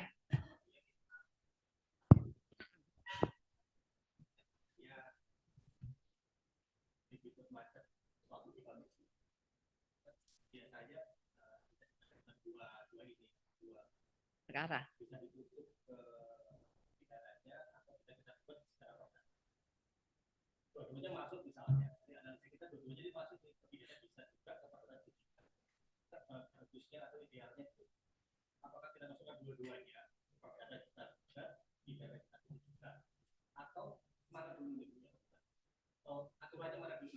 Ya. Kalau dikatakan yang bagus yang mana itu harus sesuai kasusnya. Jadi kalau perkara itu pidana menang, biasanya otomatis perdata ngikut. Perdata menang, biasanya baru gugatan pidananya kadang itu. Perkara itu bisa juga dari perdata ke pidana. Karena apa? Biasanya kok perdata itu masih bulet aja. Tapi kok ada ancaman pidana itu agak lumayan cepat. Ya. Ini kan gimana pinter-pinternya saudara nanti sebagai advokat, ya kan, sehingga perkara itu cepat bisa terselesaikan, ya kan. Kemudian pihak lawannya itu tidak diem aja, istilahnya aktif. Nah ini biasanya memang harus ada ancaman pidananya. Jadi misalnya seperti kalau seorang itu janji terus, ya kan, itu saudara harus benar-benar dicatat ini kapan janjinya. Kok dia 2 kali janji nggak tepati lagi, ya kan? Jelas ini ada penggelapan di situ, masukkan penggelapan. Mesti wedi, gitu loh. Kemarin Bu Umi juga BRI juga gitu, BRI bukan perdata gak gerak-gerak, nggak usah dimasukkan pidana nih, langsung ditindaklanjuti, masukkan penggelapan, gak penggelapan penipuan masuk di situ, gitu loh. Jadi makanya saudara kan harus teliti ya. Makanya kalau ada dia janji apa, catat aja kapan janjinya dan surnya, tanda tangan. Janji lagi, janji berikutnya enggak nempati, langsung aja masuk penggelapan, segitu aja. Itu trik saudara nantinya di dalam menangani klien saudara. Jadi saudara boleh dua-duanya, boleh mana dulu, yang penting yang menguntungkan. Kalau menurut saya gitu, kalau sudah praktek yang menguntungkan gimana sih cepatnya. Karena kalau perkara berdata itu pertama lama, kedua lawannya berarti santai-santai aja, enggak apa-apa nanti janji aja. Yang penting saya janji bayar, tapi apa? bayar saya sebulannya cuma 10.000. Kapan mari ini? Ya kan? Tapi kalau sudah ada ancaman pidana, saya yakin wis mboyo apa caranya mesti cepat ditindaklanjuti. Itu kalau dari Bu Umi pengalaman tuh gitu. Jadi saya sering dari perkara perdata kemudian sudah ditarik kemudian saya ahlinya untuk pidana. Karena kalau sudah pidana mesti cepat, lawan tuh mesti cepat gerak menyelesaikan. Karena apa? Ada ancaman ditahan, ku paling takut, berani pun gimana kalau wah ditahan sudah agak grogi. Itu prakteknya kayak gitu. Enggak ada. Enggak ada. Ada lagi mau tanya?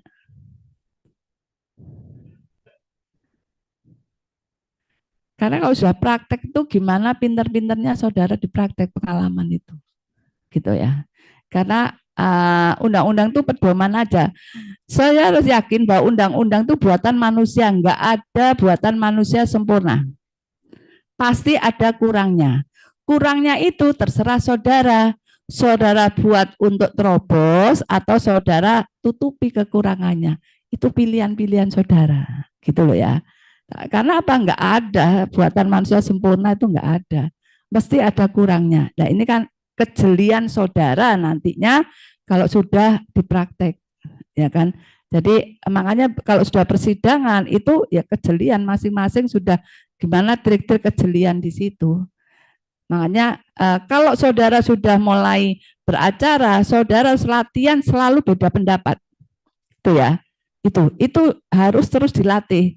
Karena apa? Di persidangan nggak ada yang semua setuju semantuk-mantuk, iya setuju, nggak ada. Kalau kamu ngomong A, aku ngomong B, ya kan? Kalau kamu ngomong B, aku yang A, itu harus prinsip itu dipakai. Karena apa? Saudara harus cari kelemahan lawan saudara, lobangnya di mana, itu yang harus saudara cari. Gitu loh ya. Itu prinsip di situ harus terus ditekankan gitu loh. Nah, itu. Jadi harus apa sih? Jeli, saudara harus jeli. Jadi tiap kata ya kan itu harus diperhatikan karena satu kata lawan saudara ngomong itu saudara harus pakai itu jelian saudara gitu loh. Jadi karena apa di persidangan gak ono mantuk-mantuk iya saya setuju ikut sudah benar itu benar. Boyar sudah gitu loh ya. Itu harus jeli dan saudara harus punya apa sih? Mesti tiap persidangan triknya apa, kata apa. Terus nanti harus istilahnya ya tahu dulu lawannya gimana. Itu pengalaman di persidangan. Gitu. Ada lagi yang mau tanya?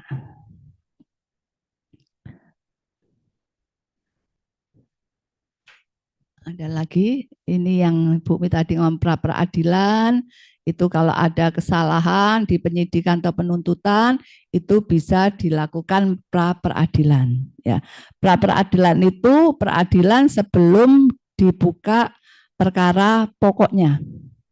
Sah tidaknya penangkapan, penahanan dan seterusnya, ya kan? Itu masuk materi pra peradilan. Tadi panggilan itu harus sah, surat panggilannya harus sah.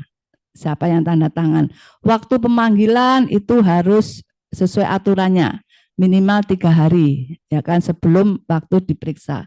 Yaitu itu berkaitan dengan masalah sahnya penangkapan, penahanan dan seterusnya. Kemudian sah tidaknya penghentian penyidikan atau penuntutan seperti tadi.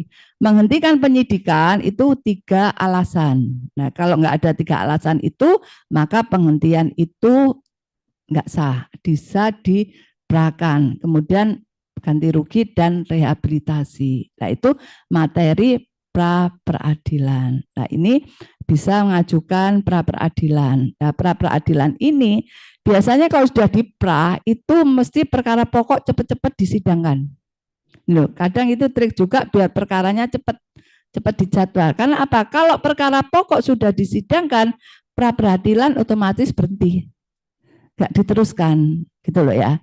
Sehingga untuk bisa biar cepat perkara pokok disidangkan, pengajuan pra peradilan. Karena dibuka proses perkara pokok pra peradilan otomatis dihentikan. Itu karena memang sebelum peradilan perkara pokok, sehingga kalau perkara pokok dibuka, pranya itu otomatis berhenti. Nah, itu pengajuan pra peradilan. pra peradilan yang banyak itu diperakan tuh biasanya pihak penyidik karena mereka di proses penyidikan. Tapi tidak menutup kemungkinan proses penuntutan, loh perkara itu sudah diserahkan penyidik, tapi penuntut umum kok diem aja, nggak ditindaklanjuti, ya kan? Nah ini bisa memperakan penuntutan, proses penuntutan, itu kan kok ya, itu bisa dilakukan pra peradilan. Apakah hanya sekali pra? Boleh 2 kali. Kalau misalnya penyidikan dihentikan, diperakan, kemudian di penuntutan mandek lagi, memperakan lagi bisa. Tapi hampir nggak pernah. Biasanya sekali aja di proses penyidikan langsung sudah dibuka perkara pokoknya. Biasanya itu. Itu materi pra peradilan. Ya, masih ada lagi, Mbak?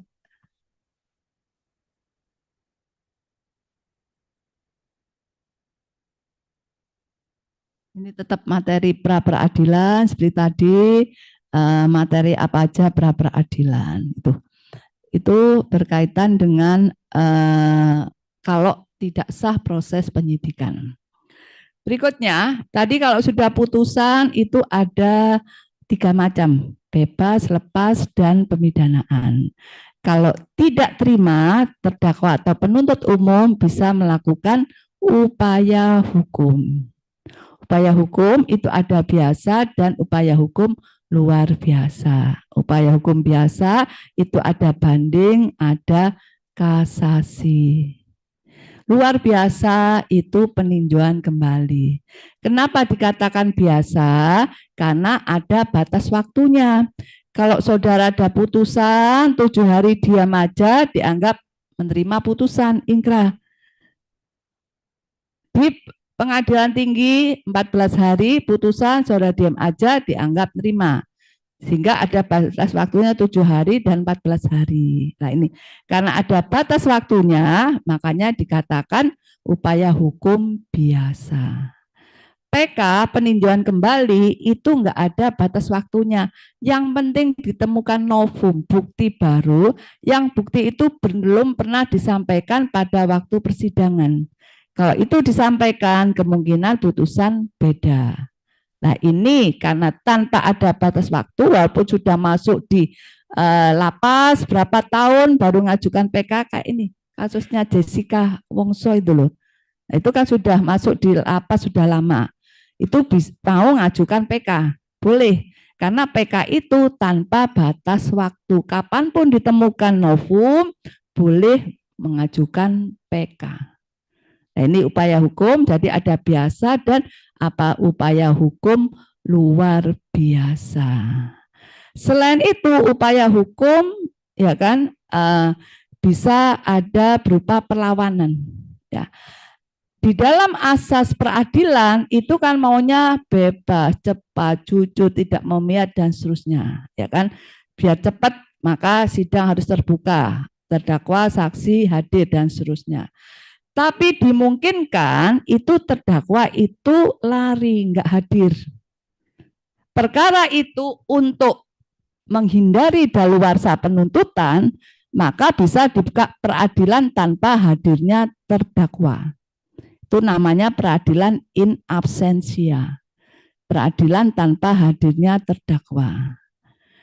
Kalau putusan pengadilan tanpa hadirnya terdakwa, itu bukan banding atau kasasi tapi perlawanan. Jadi kalau saudara mengenal namanya perlawanan itu upaya hukum yang tanpa hadirnya terdakwa. Peradilannya disebut peradilan in absentia, tanpa hadirnya absennya terdakwa. Untuk menghindari daluarsa maka tetap harus dibuka pengadilan itu. Contohnya dulu kasusnya ini loh Tommy Soeharto itu kan pernah ya kan peradilan in absentia karena beliaunya nggak ada tapi perkara itu tetap diputuskan. Nah kalau dia nggak terima maka upayanya itu perlawanan itu paling nggak prosedurnya seperti itu. Saudara beracara ada yang ditanyakan ya, masih ada waktu masih Siapa dulu, Mbaknya atau itu? Uh-uh.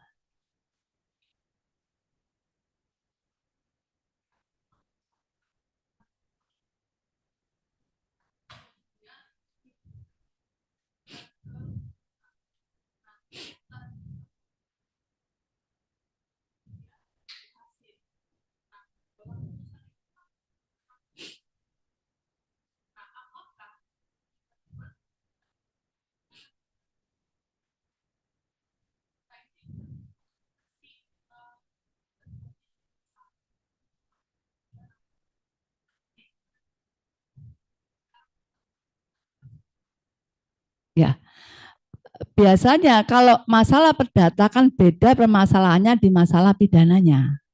Gitu loh ya. Jadi sama itu sama dan artian di dalam isi, ya kan? Isi gugatannya itu kan sudah ada perbedaannya. Jadi dasar pidananya itu biasanya dari putusan perdata. Gitu loh. Itu dibolehkan. Yang enggak boleh tetap dengan perdata, kasus yang sama itu nebis in idem. Tapi kalau dia ke pidana, karena ini hanya anjakan aja, ya kan? Karena ini sudah terbukti sehingga apa? Dia mengajukan misalnya kaitannya penggelapannya, penipuannya, ya itu masuk ke pidana, enggak kena nebis in idemnya enggak gitu, karena beda materinya beda, dasarnya dari putusan perdata itu, gitu ya, gitu ya. Silakan Mas mau tanya.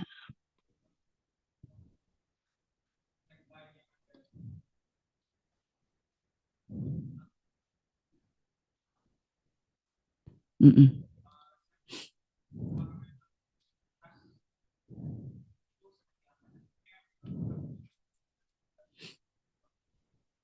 Mm -mm.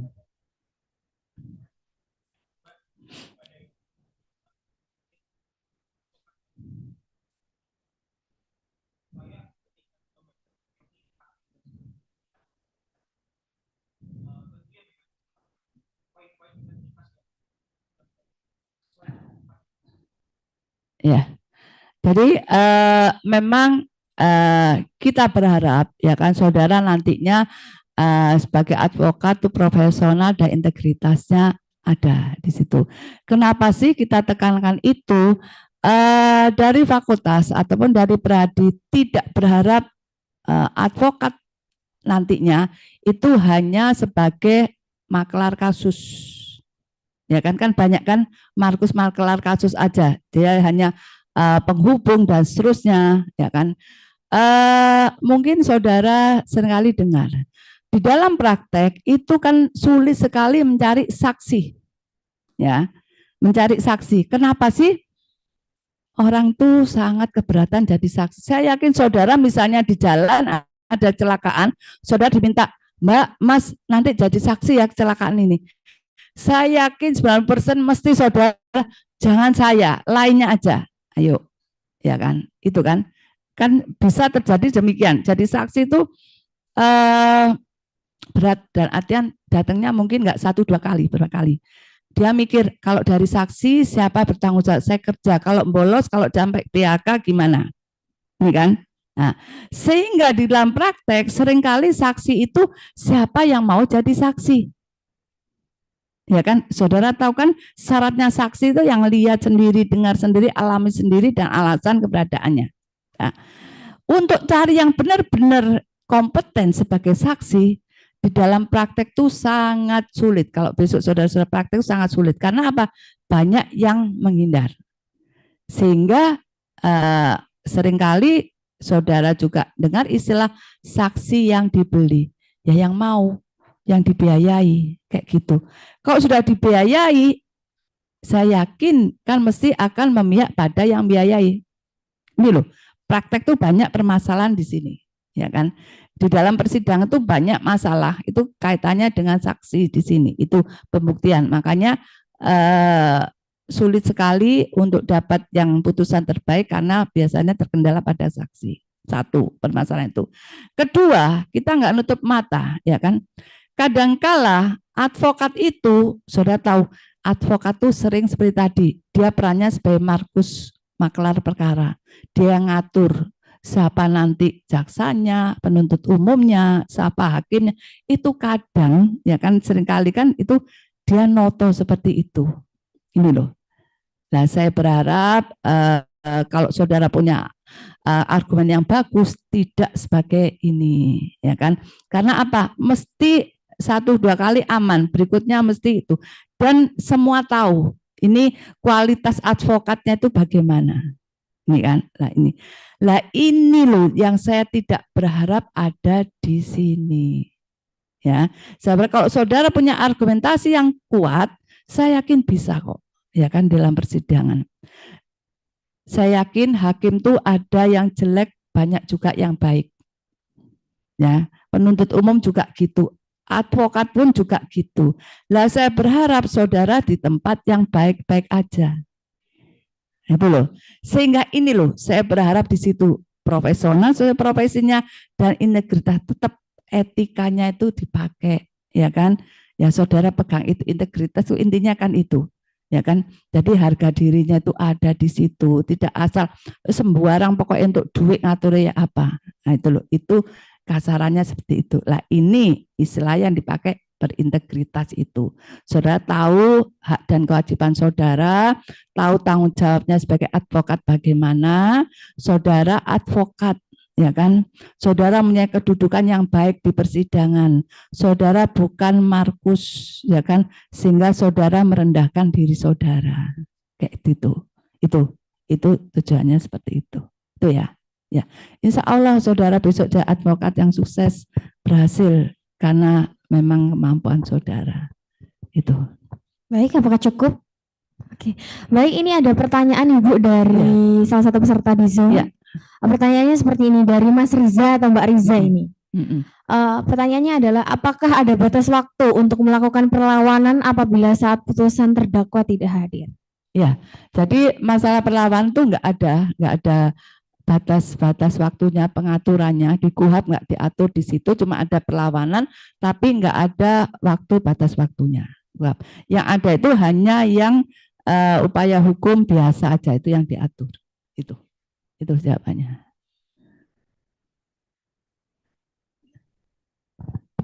Mungkin ada pertanyaan lagi dari para peserta? Masih ada lagi yang mau tanya? Ya, silakan Mbak.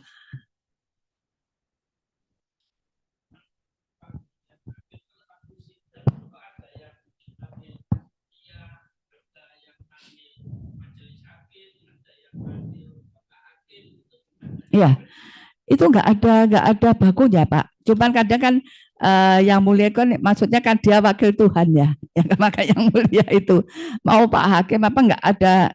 Yang ada itu cuman etika di persidangan itu ada. Saudara sebagaimana duduknya harus bersikap itu ada. Tapi panggilan itu singkat dope aturan nggak ada, aturan persidangan ada, itu nggak ada panggilan.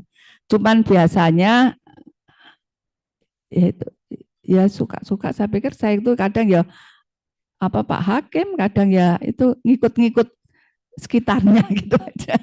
Nggak ada Pak aturan bakunya harus kalau harus yang mulia semua, kalau enggak berarti kan ditegur. Ya kan ada nyalai aturan, enggak ada. Bumi juga enggak pernah ditegur kok. Ya kadang ya Pak Hakim kadang ya ikut aja. Kalau temennya lainnya barusan apa penutup bilang yang mulia ya aku katut kadang yang ngomong yang mulia. Kadang karena apa sesuai putusan kan dia wakil Tuhan kan. Nah itu kata itu munculnya itu. Tapi bakunya kok Bumi nggak pernah nemukan ya itu. Dan kita manggil apapun tuh nggak ada apa teguran, nggak ada efeknya kok. Ya itu. Silakan mau manggil apa? Yang mulia atau yang apa? Biasanya yang mulia itu biar diperhatikan kayak gitu kan. Nah, biar lebih itu pakai yang mulia kayak gitu. Kalau Bumi kan ahli aja, jadi nggak pakai yang mulia enggak apa-apa gitu. Itu terserah saudara di lapangan tuh maunya bagaimana. Nah, kalau majelis kan banyak kan. Nah, jadi kalau yang tujuannya satu ya Bapak Hakim atau apa gitu aja. Majelis kan berarti semua hakim itu. Majelis kan seperti tadi kan hakim tunggal itu satu, majelis itu berarti lebih dari 2, 3, 5 kayak gitu. Itu baru hakim majelis. Itu. Yang banyak yaitu biasanya Pak Hakim, Bu Hakim, atau yang mulia kayak gitu. Tapi yang kalau Bu Umi banyak Pak Hakim gitu aja, nggak apa-apa. Tapi mungkin kalau advokat mungkin cek rodok di yang mulia gitu mungkin. Tidak ada Pak aturan bakunya. Ada lagi? Yuk, ayo Mbak.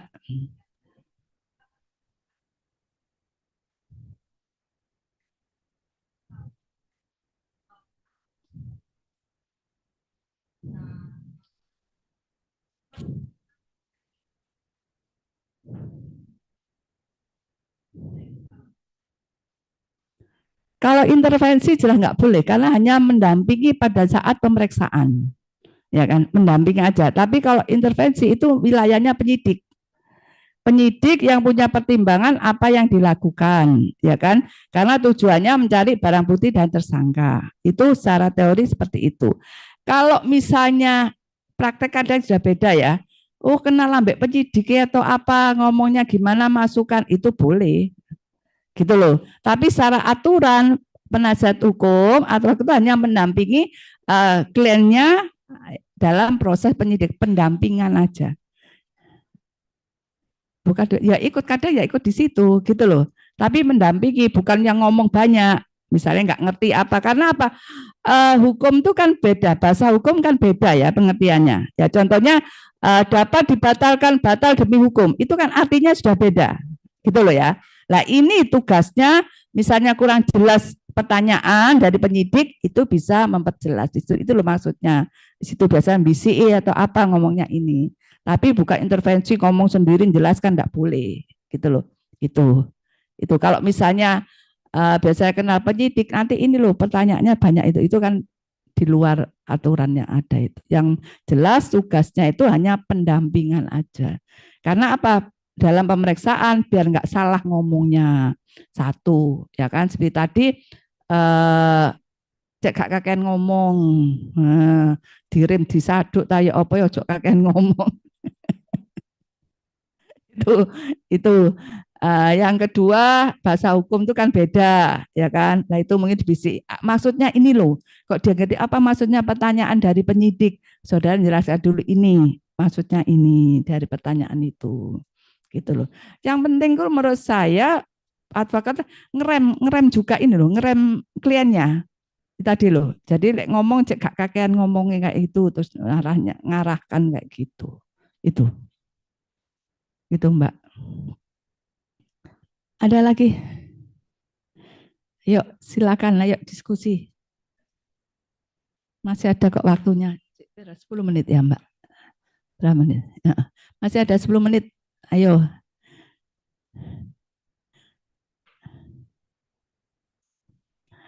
Selain itu ya, yang perlu diperhatikan juga saudara advokat, ya kan, kaitannya dengan pasal 1 ayat 2 KUHP. Ya.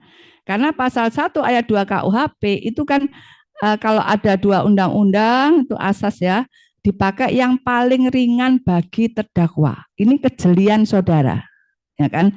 Jadi dimungkinkan di dalam klien saudara itu waktu melakukan perbuatan pidana itu yang berlaku undang-undang A. Tapi pada waktu status terdakwa keluar undang-undang B. Ini kan? Nah ini bisa undang-undang A, undang-undang B itu terserah hakimnya.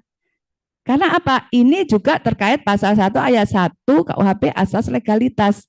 Asas legalitas itu harus ada undang-undangnya dulu, baru bisa mengatakan ini perbuatan pidana, baru bisa memidana. Ya, ayat 1-nya. Ayat 2-nya itu yang paling ringan bagi terdakwa. Ya, prinsip ya. Kemudian kalau undang-undang A itu 5 tahun sanksinya, undang-undang B 10 tahun atau dibalik ya kan. Berarti pada waktu berbuat itu kan undang-undang A 5 tahun. Ya kan? Undang-undang B 10 tahun. Ayat 1-nya legalitas masuk karena waktu dia berbuat undang-undang A ada.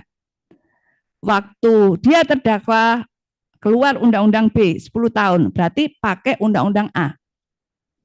Tapi kalau sebaliknya, undang-undang B-nya yang 10 tahun, undang-undang B-nya yang 5 tahun, ini menjadi masalah. Saudara harus jeli di sini. Karena apa? Kalau diberlakukan undang-undang yang legalitas, harus undang-undang A. Karena pada saat berbuat, undang-undangnya ada 10 tahun. Tapi kalau dia berpegang pada ayat 2 status terdakwa 10 tahun. Ya kan? Waktu itu karena ini kan ada, karena apa? Kalau pakai yang 5 tahun, yang 5 tahun, yang B yang 5 tahun itu bertentangan dengan asas legalitas. Pada saat berbuat undang-undang B belum ada.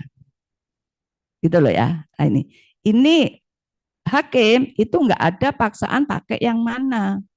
Nah, saudara itu nanti dalam argumentasi pakai yang mana? Saudara bisa pakai asas legalitas atau pakai ayat 2, karena ayat 2 jelas yang paling ringan bagi terdakwa.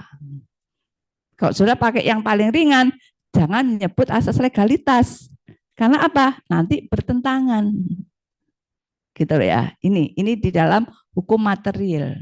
Nah, ini harus kejelian advokat pun harus jeli melihat ini. Mana yang dipakai nanti di dalam memberikan jawaban dan seterusnya, argumentasi itu kan harus jelas asasnya. Gitu loh ya. Yaitu itu harus dipakai asas itu, karena satu pasal di pasal 1 ayat 1 dan ayat 2 bisa bertentangan, bisa tidak. Gitu loh. Itu yang harus saudara perhatikan nanti di dalam misalnya ada dakwaan, kemudian jawab, kalau ada undang-undang, karena hakim tuh bebas-bebas aja mau pakai yang mana, kan dia yakinnya mana. Lah saudara harus cari ini peluang-peluang untuk meringankan ini. Gitu loh ya. Itu contohnya itu. Lah nanti di dalam asas-asas itu banyak. Itu gimana saudara punya trik untuk bisa misalnya klien saudara itu aman tuh bagaimana. Asas hukum pidana itu banyak. Itu yang harus saudara gunakan. Contohnya seperti tadi, penggunaan pasal 1 itu. Asas legalitas dan asas yang meringankan terdakwa. Kalau terjadi undang-undang dan statusnya sudah terdakwa. Terdakwa berarti sudah di dalam proses persidangan. Ya, sudah mulai dibacakan dakwaan, maka statusnya berubah menjadi terdakwa. Jadi kalau sebelum persidangan masih penyidikan kan tersangka. Kok sudah di persidangan dakwaan dibacakan terdakwa. Kalau putusan bersalah terpidana. Masuk ke lapas narapidana. Itu harus dipahami karena apa? Dalam asas-asas undang-undang itu ini kayak tadi status terdakwa. Nah, berarti sudah di proses persidangan. Itu. Ada lagi yang mau tanya? Sudah paham semuanya?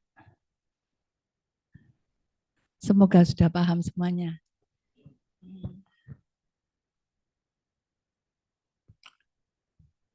Nanti proses lebih lanjut dilanjutkan pembicara berikutnya. Sesi 2 ya. Nanti kalau Bu Umi cerita semua habis nanti Bu Umi. Tidak sekilas sudah tahu perjalanan, nanti dalamnya nanti pembicara berikutnya. Sudah selesai Mbak? Masih tersisa 4 menit. 4 menit. Ya. Ayo jangan 4 menit. Ayo. Masih ada lagi mau tanya?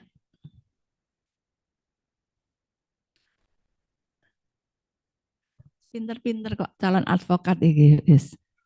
Bumi yakin, pinter-pinter meyakinkan. Iya, sudah tahu beracara, proses beracara, mulai laporan sampai upaya hukum sudah paham semuanya.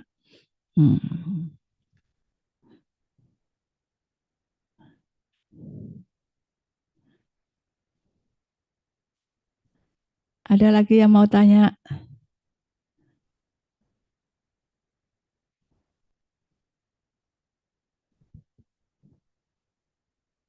Enggak ada Bu sepertinya.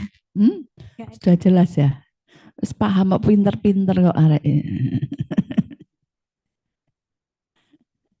Pinter-pinter, Bu yakin pinter-pinter. Tapi kalau mau konsultasi nantinya boleh kapanpun siap Bu Umi bantu saudara, ya kan? Atau besok sudah advokat mau minta bantuan Bu Umi siap juga, ya kan? Untuk bantu saudara. Yang penting saya berharap saudara sukses lah, nanti sukses lancar. Paling enggak 5 tahun lagi sudah tahu ini advokat yang sukses angkatan 20 ya. Ya. Saya kira itu ya dari saya. Terima kasih. Assalamualaikum warahmatullahi wabarakatuh. Waalaikumsalam warahmatullahi wabarakatuh. Mungkin bisa lanjut dengan sesi foto bersama terlebih dahulu, Bu ya.